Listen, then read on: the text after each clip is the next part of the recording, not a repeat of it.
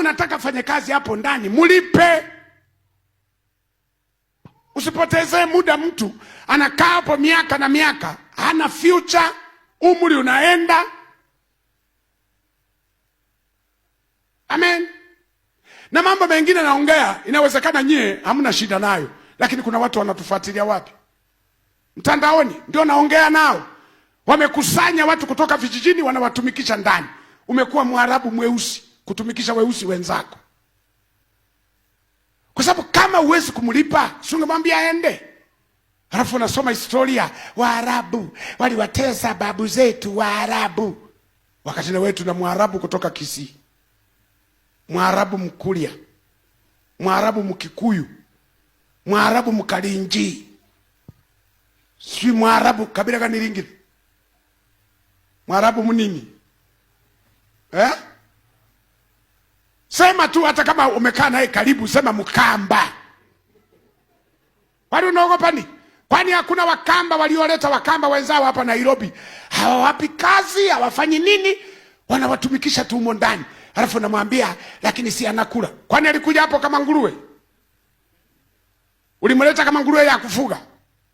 Huyo ni binadamu. Msaidie, mpe future yake ya baadaye. Wengine mmeweka madukani, wanauza maduka yenu, hamjampangia mshahara, ana kuongezea wewe, unasomesha watoto, unajenga nyumba. Yeye amekaa na uza duka lako, umpangia hata future. Kwani hujamfungulia duka lake na yeye aendeleze maisha yake ya baadaye? Ukiona amekutumikia miaka mingi, unatafuta mbinu ya kumfukuza. Umesahau change hapo. Umesahau change, rudi. Miaka yote amekuuzia mamilioni hayo. Siku moja tu kakosea. Ni kama wale ambao anamfanya kazi wa ndani, akaharibu tu chupa ya chai.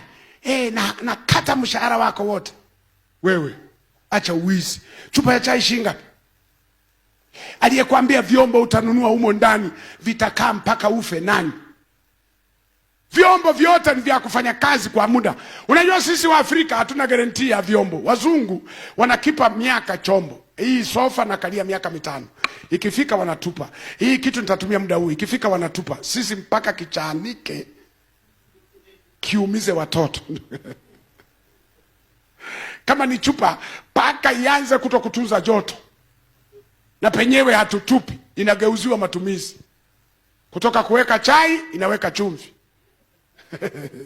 Waafrika tunajua kutumia vitu. Hai!